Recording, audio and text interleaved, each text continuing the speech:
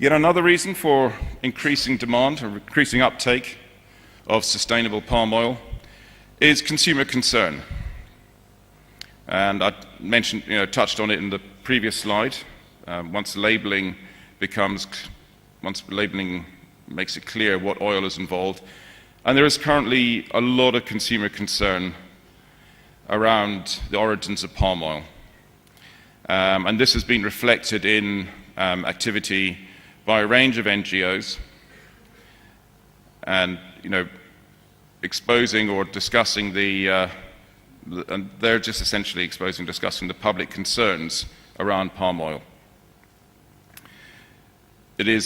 We have actually had a number of unpleasant experiences around planned substitution of ingredients with palm oil. I won't go into the details, but we've seen some very extreme consumer reactions to some planned changes, just planned changes, not actual changes. So again, it's a factor we take very seriously. Now, demand, again, we've had a number of discussions over the last couple of days about the various routes by which sustainable palm oil is going to be supplied to the markets. And I won't go into the technicalities. There's many people who are much better qualified than I to explain the technicalities. But essentially, I think that for the foreseeable future, all four supply chain mechanisms are going to be used. And as two of the previous speakers in this session have mentioned, once it gets down to the end user, we actually use a lot of very complex palm oil derived products. And I think from our side, which is why we see that the use of green palm certificates is going to continue for a long time to come. Just to highlight here, we use, the vast majority of our use of palm oil is actually through derivatives. We use very little crude palm oil. And that which we use, we're actually moving to segregated palm oil.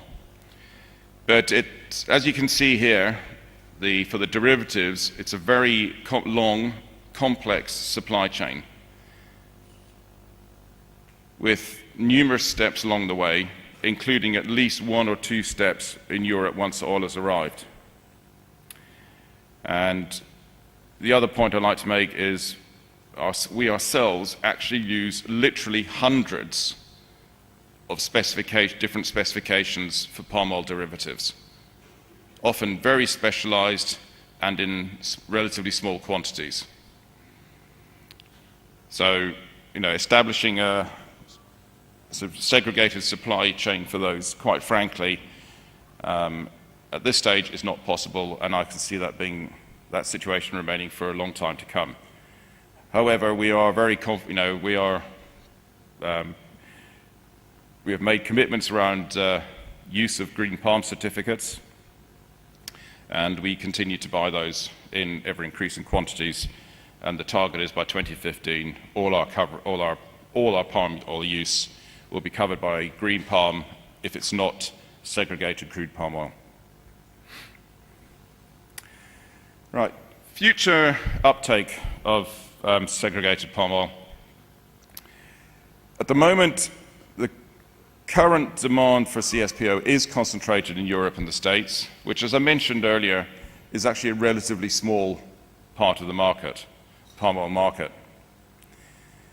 To transform the sustainable palm oil market, we need to focus on global consumption.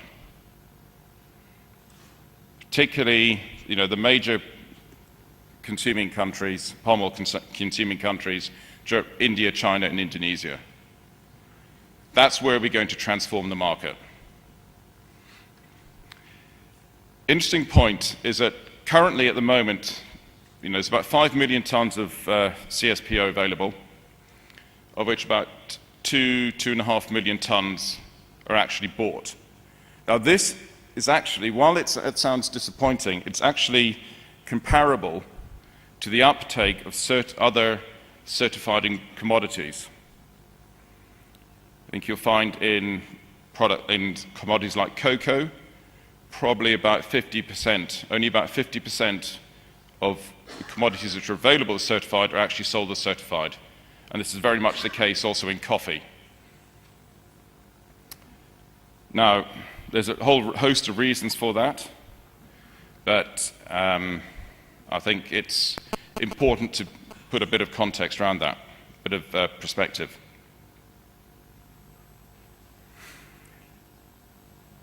Other sort of challenges around the demand for sustainable palm oil.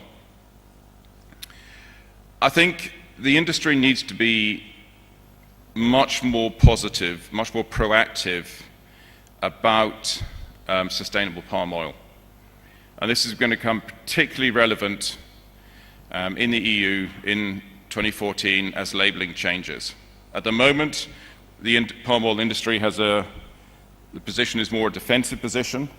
I think we need to be much more positive about the benefits of palm oil, when it's grown, produced sustainably. It is a relatively high income crop for a smallholder. It's a far more efficient user of land than a lot of the other oils. We just don't make enough. We're not positive enough about this. And I think it's essential we do this over the next couple of years. We develop a very strong position around sustainable palm oil. Other things we need to do is quantify the benefits of a sustainable farming approach to producers. And without getting into the premium discussion, basic economics will say that as a commodity becomes mainstream, premiums drop. And therefore, we need to be able to show that a sustainable approach actually benefits the grower, whether it's through improved productivity, reduced input costs leading to higher margin, improved efficiency, access to market, whatever. But we need to be able to show that. And we need to be able to show it quite quickly. And probably another really key point is smallholders. We need to be far more effective engaging smallholders. As was mentioned in a board meeting earlier this week, within 5, maybe 10 years, 70% of Indonesian palm oil supply is going to come from smallholders. We need to be able to, if we want to develop the supply of sustainable palm oil, we've got to develop the supply of sustainable palm oil from smallholders. And at this stage, I'm not sure that we're effectively tackling them. So, in summary, I'd say there's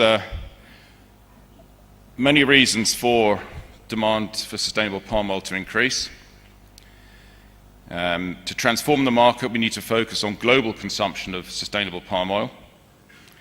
And all the supply chain mechanisms will continue to be relevant. And finally, just to re-emphasize, we really need to focus on developing sustainable palm oil supply out of smallholders.